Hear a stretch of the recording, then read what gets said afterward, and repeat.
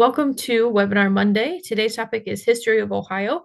And for some reason, history and night hikes are what bring people out. So I'm excited to see so many of you on the webinar live. If you're not able to stay with us or you can't catch all of it, remember that these do go on our YouTube page every month. I'm a little behind on the last one because it's not communicating with our Canva page nicely, but soon you'll have two webinars to watch. But today our focus is on the history of Ohio. And remember, the history of Ohio expands past lots and lots and lots of years. So I could not cover everything. I picked stuff that we thought would be generally interesting, but there's loads more. So if you want to do a part two or something and you have some ideas on things that I missed, let me know. You can send me an email. My email's right there at the bottom of the screen. So you can send me an email on what you think should be included in another one. And then feel free to ask questions in the chat box throughout the whole thing. I can't guarantee I'll get to them while I'm presenting, but at the end, we'll definitely answer some questions. Okay. So for those of you that have been around for a while, you know our mission, and I always pause here so that you can scan this QR code if you haven't already signed up for our newsletter. But I have a feeling most of you have because you're here tonight, right? If you haven't, go ahead and scan that or go to portageparkdistrict.org, and that's going to allow you to sign up for the newsletter. It comes out the first Thursday of every month, and it has information on park programs and things that are going on in the park district. While you're doing that, I'll share our mission with us. So the mission of the Portage Park District is to conserve Portage County's natural heritage and provide opportunities for its appreciation and enjoyment. The main word there obviously is to conserve. We want Portage County to look like Portage County for the rest of its history, right? So that's why we try to protect it and conserve it as best as we can. And then my job and the rest of the education team's job is to provide these opportunities so you can learn about it and you can come to appreciate it and enjoy it. Because if we do that, then you can help us conserve it, right? And then the effort just continues to grow there. Okay, hopefully that was long enough for you to sign up if you were not already there. And then before we really get into the history, we're going way back. And I did want to add the statement of respect that the information presented here is based on research alone, not lived experience. The presenter has no cultural relationship with the people discussed here, but shares this information with the utmost respect. I love history that stems from hanging out with my grandfather a lot. We talked a lot about history, and I've always found it very interesting, but I don't have any experience with the topics that we're talking about, but I am trying to share them in the most respectful way I can. So here we go.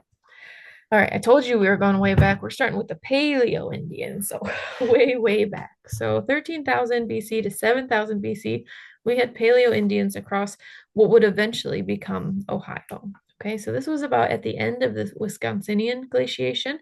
So as those glaciers retreated, there were people around, but the world looked very different than the Ohio we know it as today. Okay, so they hunted mammoths and caribou and ox and wolves, and they were nomadic, meaning that they had to follow the animals in order to have a steady food source. So they weren't really into agriculture yet. They weren't gathering except for what they could grab on their way as they were following the animals, which were their main food source. So we didn't really have this steady culture here as they were moving around. So the evidence we have is not of human bones, but the evidence that they left on other bones, like our mammoths and mastodons. So you might have heard of the burning tree mastodon from Ohio. It's the best preserved mastodon from the country, and it was discovered to have marks on its bones as if it were butchered. Okay, so that's the evidence that we have because there's evidence of them being butchered with flint points. And that's all the evidence we have of the people from way back when.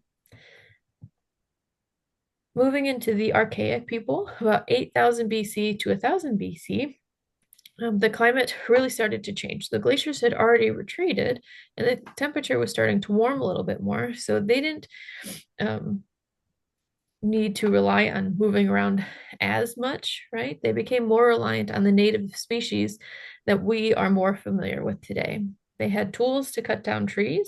And then after the mammoths were gone, because the climate changed and we hunted them to extinction, they relied on other big game. So deer, turkeys, bears, ducks, and geese, a lot of things that we're more familiar with today. And this was really a period of transition. So they went from the hunter and gatherer nomads to more settled communities. And they like to live in Ohio's forests. That's why they needed tools to cut down the trees. But you can see there are some models of boats that they might have had back then to travel on Ohio's waterways. And they also developed things like the atlatl, which helped them throw spears more effectively, right? And they used flint spears that we're probably all familiar with. So we've already kind of talked about the first two, and those were really dependent on the culture. But as we get into 800 BC to about 100 AD and moving into the Adena culture, we see a more settled way of life, right? They were more committed to specific bodies of water because we all know water is necessary for survival. So it made sense if you're going to stay in an area, the best area to stay would be near a body of water. And they were more committed to agriculture and earth and architecture, as we're going to talk about in a second. Starting with the Adena people.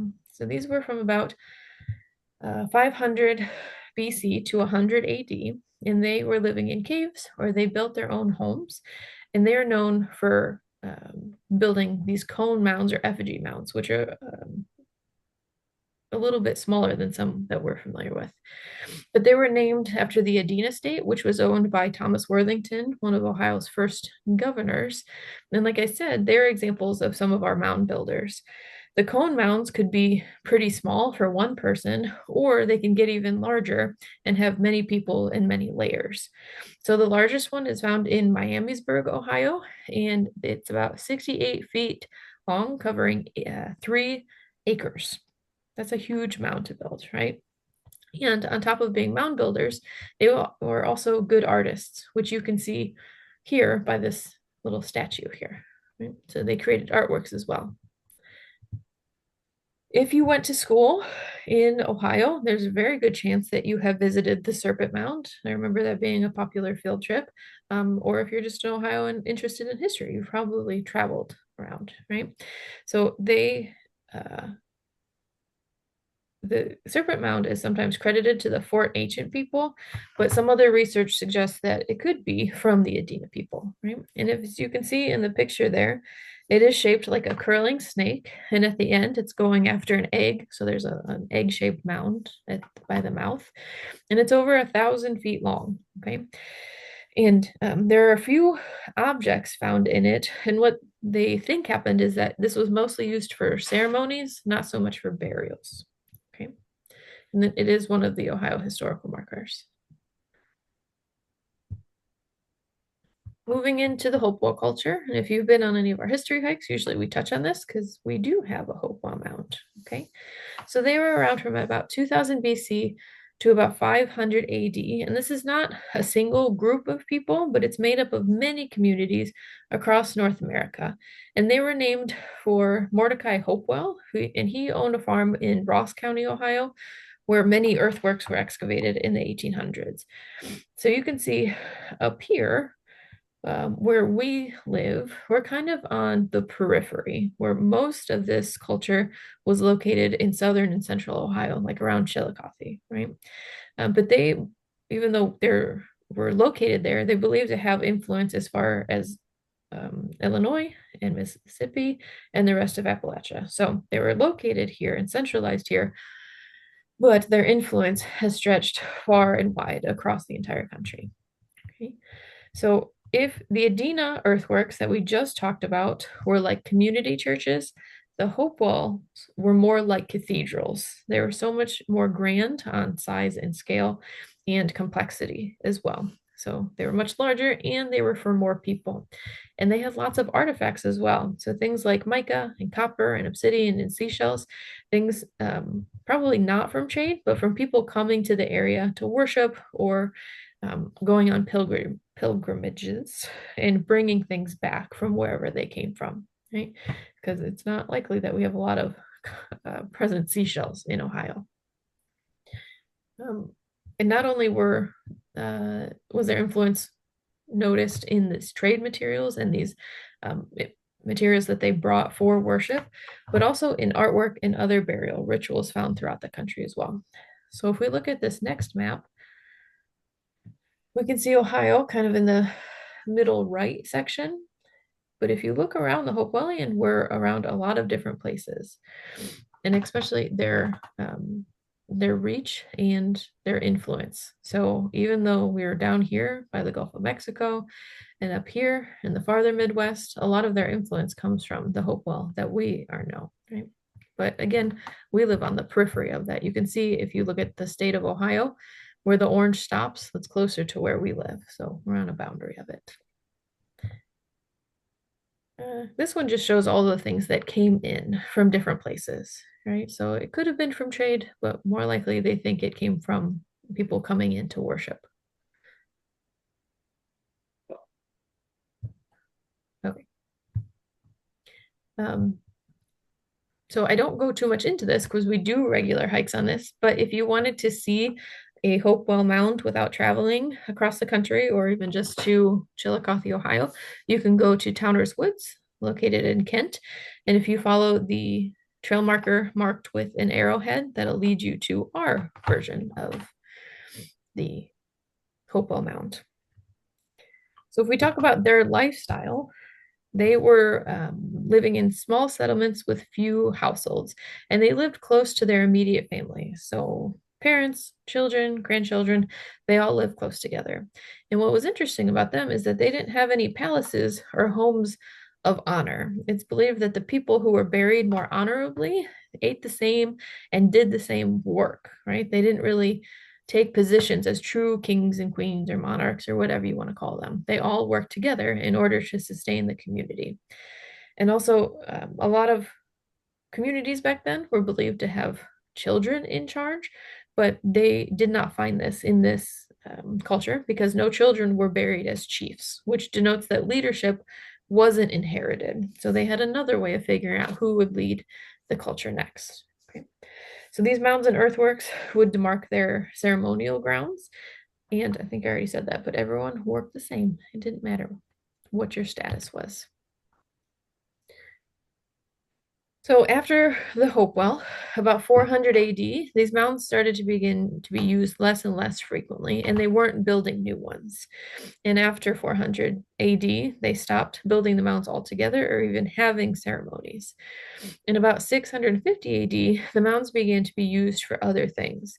So there's biological and cultural evidence suggests that these people didn't die, their way of life just changed. So there wasn't a big need for these earthworks anymore, right? And then after 650 AD, they were hunting more, they were gathering more, and they farmed on them, but they weren't having ceremonies like they used to.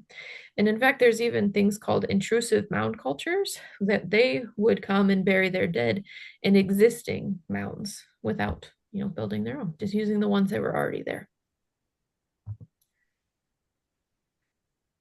And then for the end of an era, at the 900, they cleared the areas and increased agriculture. So there used to be a lot more earthworks in Ohio, but they were cleared in order to make room for agriculture. So cut down, leveled out. We wanted flat areas. But in the 1500s, people started to gather along the main rivers. So before they could have been spread out along smaller tributaries and had smaller communities, but after the 1500s, they started to come together and live along bigger rivers and in bigger communities. After the 1550s, it was likely that 80% of the indigenous people died from disease. And if you know anything about history, you can figure out that was when the colonists and people started to come over from Europe and then bring diseases that their immune system weren't used to. So 80% of them died from disease. The rest were displaced by the Iroquois Wars as the Iroquois started to come down from New York, right? Because they were known to fight other tribes. And in the mid 1800s, we'll talk about in a little bit, but those remaining tribes were forced to leave Ohio, unfortunately. Okay, but after that, we started to have an appreciation for what these different cultures did. So remember, the Hopewell weren't one specific group of people, they were a lot of cultures kind of jammed under that one name. But the first documentation of these earthworks was from the 1780s, and we really started to investigate them in the 1800s. And even, you might have heard these names, Jefferson and Washington, they started to advocate for their preservation because they realized that they had some historical importance. And today we're still studying today and finally adding indigenous perspectives. So it's not just how white people and modern day historians think and view these things of the past. Now we're including indigenous perspectives to get more of a whole picture. In 2023, the UNESCO World Heritage Site declared the places down in Chillicothe as UNESCO declared the places down in Chillicothe as a World Heritage Site, which is exciting because now they have protection and they're viewed around the world as an important historical site. That does not include ours in Portage County, right? So this is a very old picture of ours. This is from the 1930s when Mr. Towner originally realized that this was something special. But the ones down in Chillicothe are, under that UNESCO title. So in the 1930s, George Towner was walking around on this mound and he did find an oddly shaped stone and he started to dig it up. And then they invited, it's called the Ohio History Connection. It used to be called something else, but they sent a team of archaeologists out to excavate the mound and they found lots of different information. We're not going to go too much into that because that's a presentation on itself. But again, I encourage you to visit Towner's Woods in order to see that mound. It's a beautiful walk and it's a beautiful view of the tree, the water, and especially the trees changing color this time of year. I feel like the last time I was there last year, there were bald eagles flying around. So it's a pretty view. Okay, moving on. So we have the four ancient people, which are from 1000 to about 1700 AD. And these were excellent farmers that could live in permanent villages. So we no longer were roaming around following animals. They knew how to farm, they knew how to support themselves next to the river.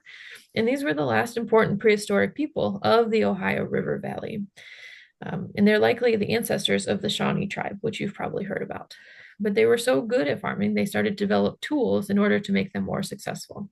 So they made hoes for working the soil, but they also had sticks that allowed them to plant different seeds. So this allowed them to really develop culture and stay in Ohio and continue to build in this area. So around the mid 1600s, I think, the Iroquois came down and were established in Ohio. But in total, they were one of about 6 Ohio tribes that you've probably heard about, right? So the Confederation was made up of the Iroquois, the Wyandot, the Miami, the Mingo, the Ottawa, and the Shawnee. And the Mingo is another one of the group terms that included people like the Seneca and the Tuscarora. So all of those were grouped together, and they were really strong defendants of the area. They knew how good Ohio was for living and how supportive the soil was. So they would fight to protect it, right? Not only would they fight, but they would come together, usually meeting on the Maumee River, and they would vote and they would act together and they would decide how to move forward and best protect the land. Which, as people started coming in from across the world, there started to be a lot of conflict. Okay, so in the French and Indian War, what led to the French and Indian War, I guess, the French had a substantial fur trade in the area. So if you've ever been to one of our beaver programs, you know that beavers were a hot commodity and Ohio was rich with them, right? So they needed to protect their livelihood. So they convinced the Native Americans to fight with them against the colonists and the British. And the British also saw how fertile Ohio was. So what they wanted to take the land as well. This is a war that we know George Washington fought in as well, right? He was here at this time period. But even though the French had the Native Americans on their side, the colonists were brutal and they would burn down entire villages, destroy crops. They killed all the men, women, and children. They would take out anyone that they came across, right? And eventually they had to end it with the first Treaty of Paris that was signed in 1763. So this gave all of the French land to Great Britain, and then the Native Americans lost their ally, right? So this land that the French fur trappers had was now gone and belonged to Britain, and the Indians were still there, but now they were left to deal with the cruel British people, and also the French weren't there to help them fight anymore. So not a great time for them. But they still fought. They had that spirit in them. So that led to Pontiac's rebellion in about 1763. So Pontiac was a young Ottawa man, and he wanted to bring the French back to get their ally back. And their whole goal was to unite all the tribes living around the Great Lakes by attacking all British forts and trading posts. So they included all six of those nations that we just talked about, and they attacked all of these different forts. But we already established that the British were better equipped, better trained, and knew how to fight better. So Detroit and Pittsburgh did not fall, and eventually the Native Americans had to give up and go home. And what's most unfortunate is that because he failed, Pontiac was actually killed by his own people for not succeeding. So it's another unfortunate story.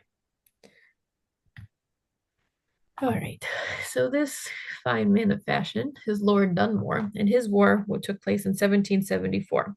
He was the governor of Virginia, who also realized how great Ohio was, and he wanted to take it away from the Native Americans. And he fought against the Shawnee Chief Cornstalk at the Battle of Point Pleasant. When they were fighting, they were a little bit more successful because they signed a treaty allowing the Americans to have Kentucky, but the Ohio stayed with the native tribes. So natives were still living in the area that we occupy today. As we keep moving, there's a lot of war, guys, and I apologize for that. There won't be so much once we get past statehood, but leading up to it, people knew how great Ohio was and they fought for it to the bitter end. So when we get to the American Revolution, we had the Shawnee Wyandot Mingo, and they joined the British to fight the Americans. Okay, so the British were already here. The Americans wanted to start their own country, and now the Native Americans kind of, fell in the middle.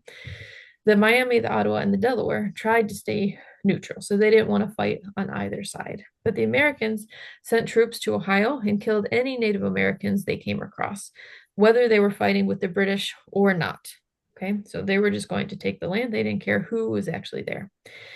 And this Treaty of Paris ended this issue, and it was signed in 1783 after 8 years of fighting. Right, so wars lasted a long time back then too. But that Treaty of Paris gave land south of Canada and north of Florida to the Mississippi and all the way to the Mississippi to the Americans. Right. But after the Revolution, Washington, as we already discovered, he has been here for a while. He knew how great Ohio was, and he sent ambassadors to the Ohio tribes to offer annuities.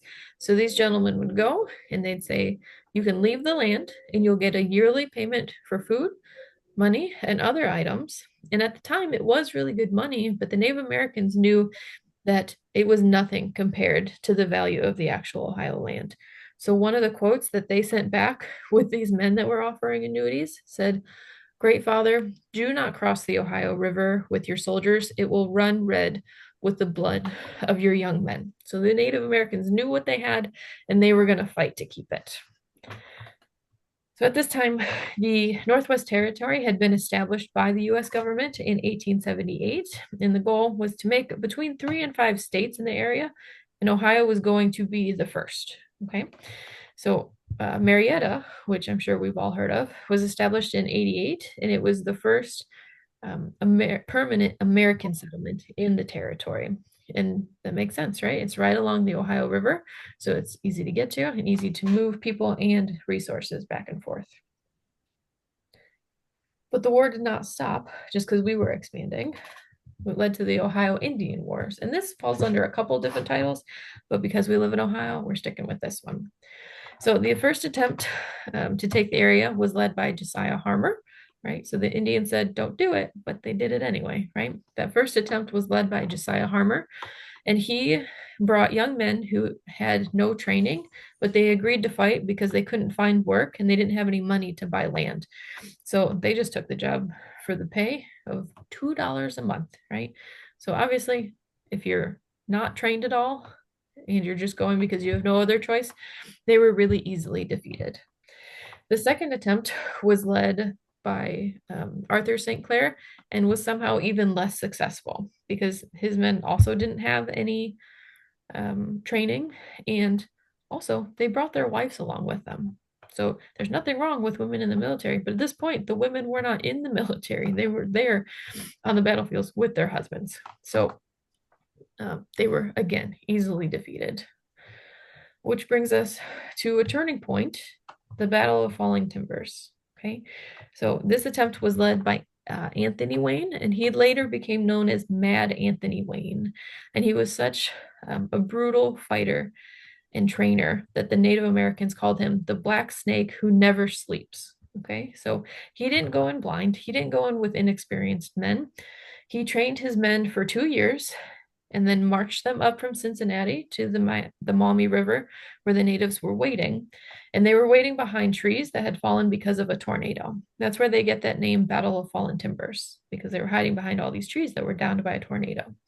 So when Mad Anthony Wayne led his men up there, it took 1 hour for the Native Americans to flee. So they really were no match to these men who had trained to fight for 2 years straight. And after this, we got the Treaty of Greenville. So this was signed by all of the tribal leaders, and it completely changed the lives of Ohio's Native people, right? So the agreement said they had to leave their land and live with other tribes. When they were leaving, they were also killed by diseases like measles and smallpox, right? But they started to trade for guns and metal and glass and alcohol, right? And eventually they were pushed farther west to reservations. And the last group of Native Americans to leave were Wyandot. And they were last of the Ohio indigenous people that were relocated to Kansas, reservations in Kansas, in 1843. That's 40 years after Ohio became a state. We were still relocating Native Americans, which is another sad part of our history, right? So this picture here is of Little Turtle Chief of the Miami, and it does hang in the state capitol building in Columbus. So this is when they were signing that treaty. And after that, Native Americans' lives in Ohio were never the same. Okay. So I know that is a bit of an awkward transition, but we're going to go straight into statehood. Okay. Again, I hope you forgive me. I am not a historian. I'm just sharing facts with you that I hope you find are interesting. All right. So, as we're looking here, Ohio became a state officially on March 1st, 1803. Jefferson actually approved our statehood on February 19th, but it wasn't official until 10 days later when the Ohio General Assembly were able to meet. We became the 17th state in the country, and our current capital was declared in 1816, even though it was not the first capital. It started in Chillicothe because that was the capital of the Northwest region, and then it moved to Zanesville, and then it moved back to Chillicothe before eventually becoming parked in Columbus. Okay. All right, big shocker. We're back to war. Okay. Ohio and the Civil War. So you know probably that the Civil War started in 1861, and Ohio, even though the war wasn't on Ohio soil quite yet, we were sending troops the entire time. And estimates show that we sent over 320,000 troops to fight for the Union, which was the third highest in the Union. So we sent a lot of men to support the war. It did officially come to Ohio in 1863 when General John Hunt of the Confederate John Hunt Morgan led something called Morgan's Raid, and that's what brought it actually onto Ohio soil. Okay, I don't go too much into that because we all know how the Civil War ends. I just wanted to give you a little bit of background. And now here's another awkward transition right into baseball. Who thought that was going to come next? But in 1869, the Cincinnati Red Stockings became the first fully professional baseball team in the entire country. We obviously don't call them Red Stockings anymore because nobody says stockings, but that looks like a fine group of athletes there, doesn't it? Right? So their first game was actually played against Cleveland. Okay. Okay. So this next collection of facts, right? We went through all our indigenous history. We're into statehood. The rest of these facts are pretty random, right? So as we go forward, you're all aware of how history works, right? Big things happen that people think are interesting or awful, and we write them down in the history books, and it kind of makes this um, progress, this linear progress of how we become who we are today. So in making this, I accept that this presentation seems very random, but it's just a selection. And again, if you have other things that should be in this presentation, make sure you're sharing them with me so that maybe we can do a part two. Like I realized after the fact, I didn't talk about the arsenal at all, which is a little bit of local history, but we could do something like that. And then I understand that none of you were around in 1869 or even the next one's 1903. But as we get moving forward, if you remember any of these things and you want to share your memories of them or any facts that I'm not sharing, please feel free to submit them in the chat box and I'll keep an eye on that. Okay. All right, 1903, we have flight now, Orville and Wilbur Wright. So I just gave a presentation at Kent State today in the School of Fashion because they're doing a progress on biomimicry. And we talked about how the Wright brothers studied flight from birds in order to make their first plane. And it's still hard for me to believe that less than, 150 years later, we're traveling all over the world and have all these high-tech planes. That's crazy what can happen in just a short amount of history. Back to war. Okay, so for this war, these wars, these three conflicts, I don't go into the details because these are international issues, and I just give you the state facts of Ohio. So we're just going to look at a snippet because there are a lot of veterans in Ohio that, gave their life or limb in order to protect us. So I did want to point this out, but we're not going too much into the history.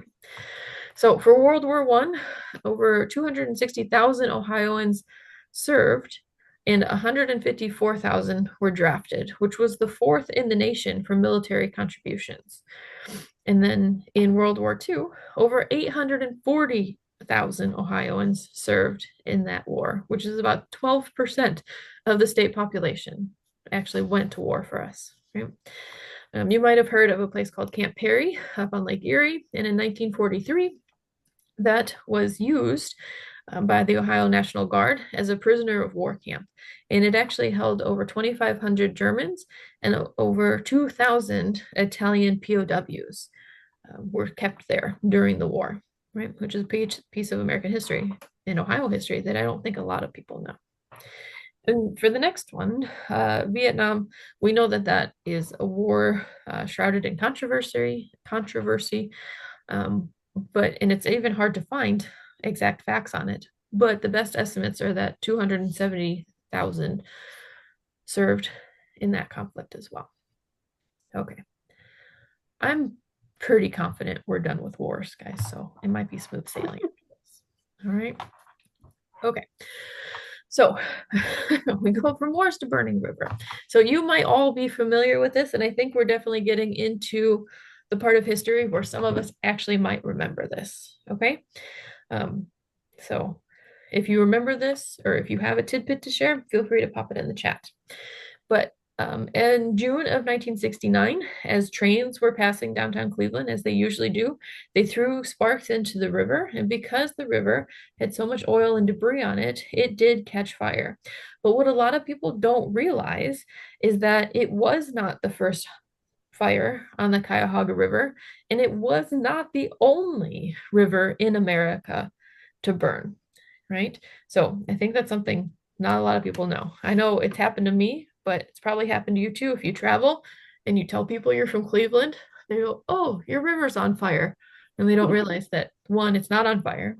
And two, we weren't the only people that had burning rivers. There was a lot of junk in the rivers back then, right? However, when the Times published this photo in August, excuse me, it caused a nationwide uproar.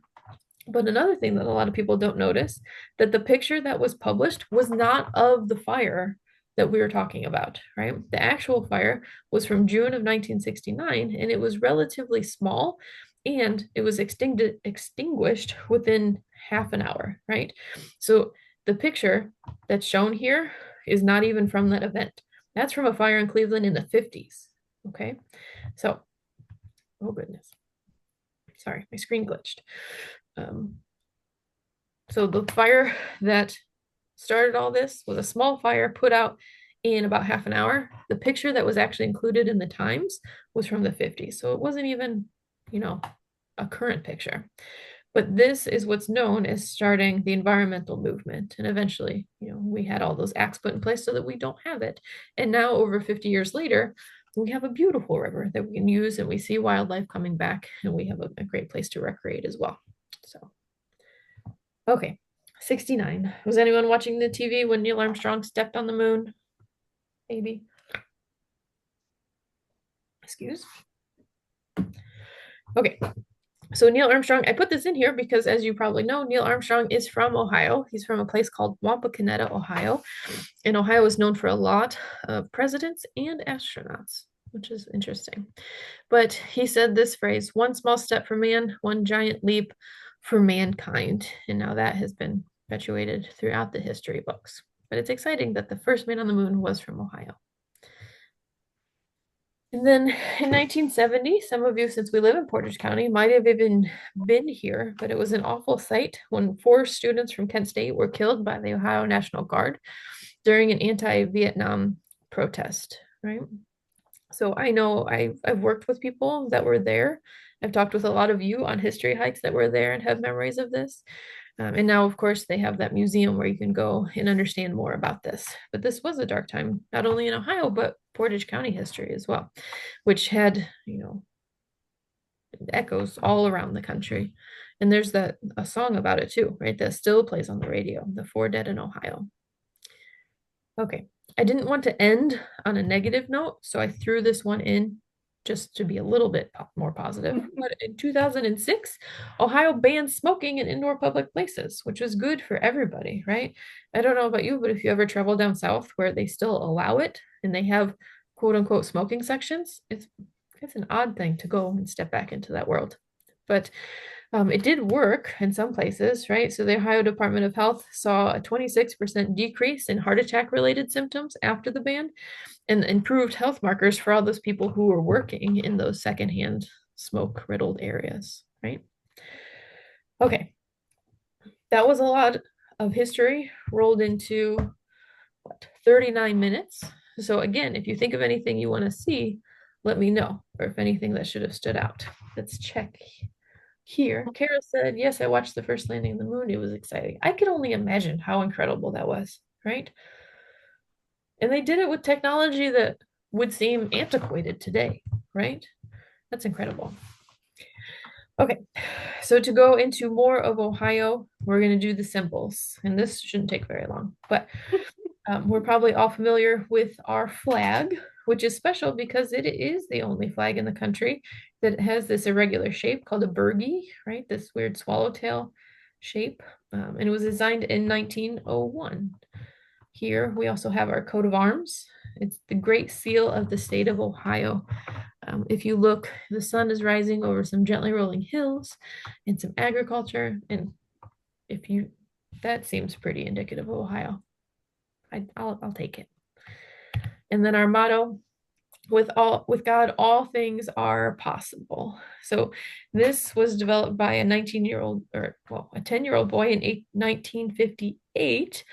And if you look in, I think it's the Ohio Revised Code, it says it's not intended to endorse a specific deity, but instead it stands as just a generic expression of optimism. So Ohio are optimistic people, I suppose. Okay, going forward, the rest of this is a mini quiz if you feel like participating, okay? So I'll hold my chat out. I'll pull it over here. I don't know if you can still see that, but I'll be able to see it. So, like for nickname, the picture is being withheld. If you know what the nickname is, put it in the chat box. If you have your chat box out the whole time, that might make this a little bit easier. Okay, so you can just type the answer. So what is Ohio's nickname? Good job, Debbie. The Buckeye State. Perfect, right? So they were called Buckeyes even from the 1800s. We were using this name after the tree, right? I'm sure we've all seen a Buckeye, or at least eaten the peanut butter one, right? Okay, what's the state bird? Good job, Marley. It's a cardinal, and they're beautiful, right? We're getting to my favorite part of the year where the cardinals pop in the snow, right? And they just glow. So that's one reason to look forward to winter if you're not ready yet. Ohio State insect.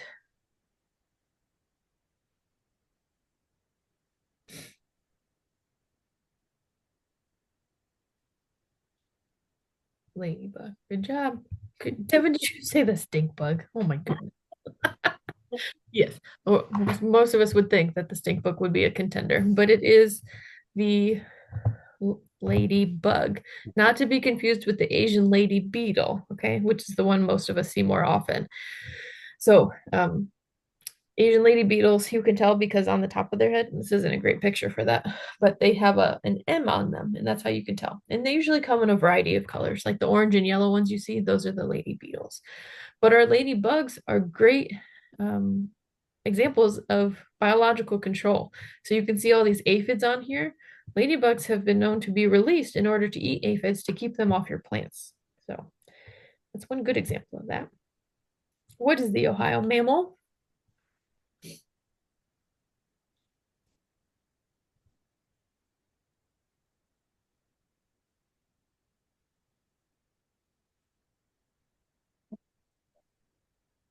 No one. That's all right.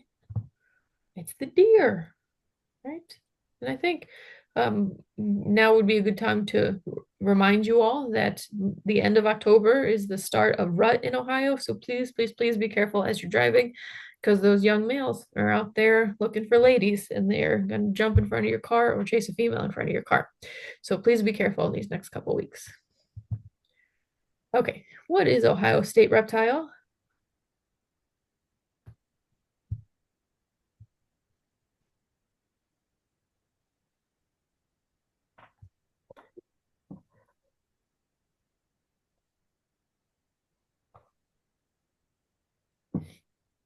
Anybody? All right. It is the black racer snake. Probably should give you a jump scare warning if you're not a snake person, but it's pretty cute. Okay, the amphibian.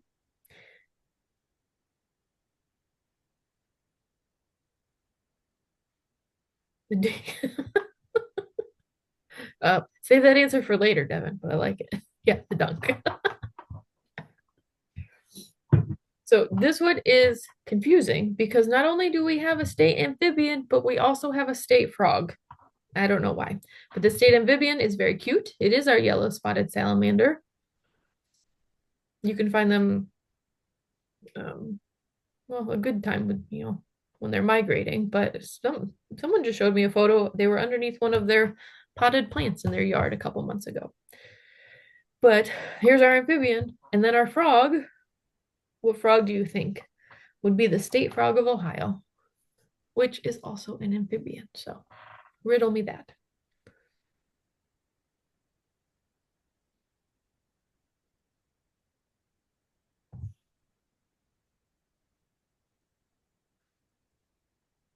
I'm in my brain, I'm counting to 10 for anyone who thinks that these time frames are random.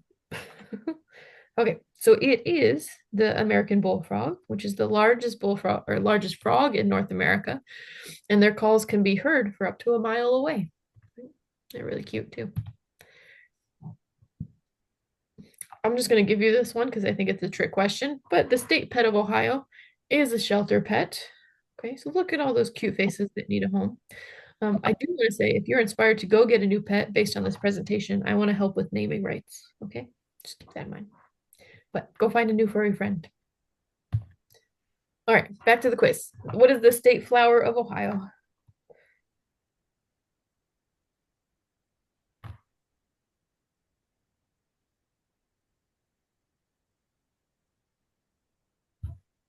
Good job, Debbie.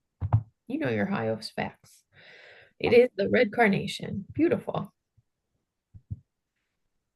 And the tree, I'm going to give you this one too. The tree is the same as our slogan or our nickname rather. It is the Buckeye, right? Okay. What is our wild flower?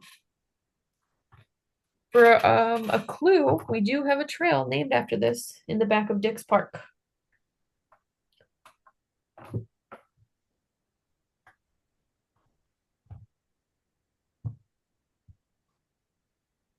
Anybody? Yeah, good job. We have the trillium, right? Which I think is exceptionally funny because our state flower is the trillium and our state mammal is the deer, and deer will mow down all of these flowers, right? So just interesting little ecology there. Okay, what is the state fruit?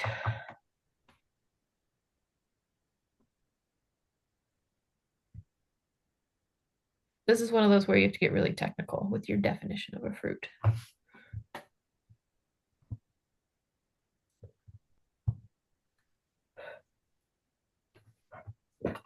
Right.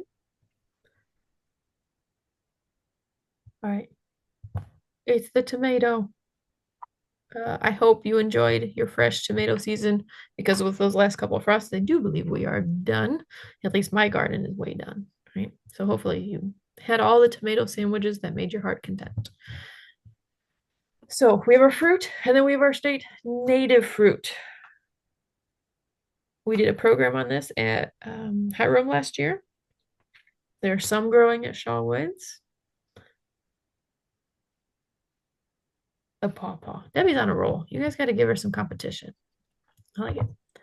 Okay, yes, the pawpaw. So these are just the fruit. I didn't put a picture of the whole tree in there, but our native fruit is the pawpaw. If you cut that open, there are really large seeds in there. They're dark brown and it's kind of mushy. So you can scoop it out with a spoon and it tastes like a mixture of like a mango banana situation. Even though these do grow naturally in Ohio, they don't have a very long shelf life. That's why we don't see them in grocery stores, right? You might be able to find them at specialty food stores or at like roadside stands, but their shelf life is like 4 days before they turn to mush. They're worse than bananas, right? But give one give it a try if you have the chance. Although I would warn you, if you really like it and you eat a lot, it does have a laxative effect. So control yourself when it comes to the pawpaw. Okay. The beverage. What is the state beverage of Ohio? Think back to what our state fruit is. To Dang, Debbie, she knows this. Is that from being a Girl Scout leader? I feel like that's where this knowledge comes from. I like it. So, yeah, tomato juice. That looks refreshing too. Our state song. I think we're all gonna sing it, so you can't blame me for having it stuck in your head at the end, right? So, hang on, Sloopy, right? Are we all gonna do it? O-H-I-O. All right, if that's stuck in your head, it's not my fault. It's the state's fault. These last three should be very easy if you came to Rocktober. If you didn't come to Rocktober, I won't hold you against it. We're going to do it again next year. So, second week of October, come to our pop-up geology museum and you'll for sure know these. Devin came, that's why he knows it. The state gemstone is flint, right? Which seems weird. None of us have this on a ring or a necklace. I guess not a lot of us do, but it is beautiful there, isn't it? What is the state fossil? Good job, Devin. So state fossil, it goes under its science name, but if you know just the regular name that the rest of us call it, put it in there.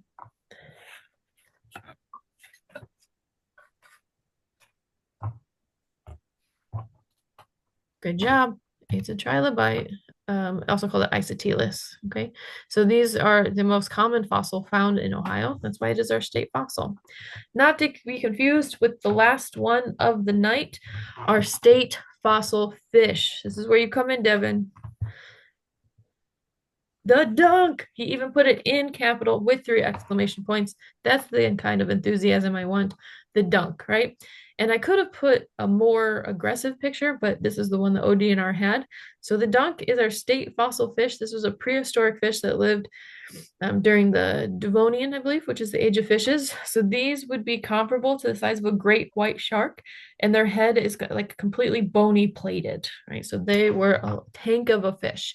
And I do believe if you go to the Rocky River Nature Preservation, they have a skull or a skull replica of the dunk. So you can go learn even more about it there. So let's go take a field trip there.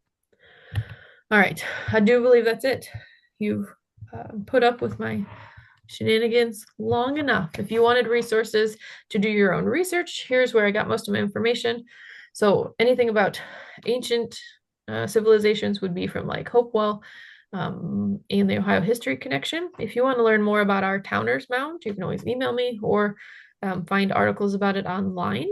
But a lot of the history, Ohio History Connection and the Ohio Attorney General are great resources to find out about Ohio's history.